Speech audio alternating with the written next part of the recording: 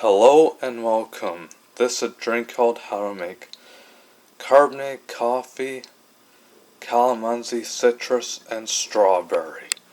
First thing you gotta do is open up this calamansi, citrus, and strawberry and you pour it into this mug like halfway. After that, you pour in the coffee like halfway into the mug from this percolator. And then pour in a little more of the calamansi, citrus, and strawberry.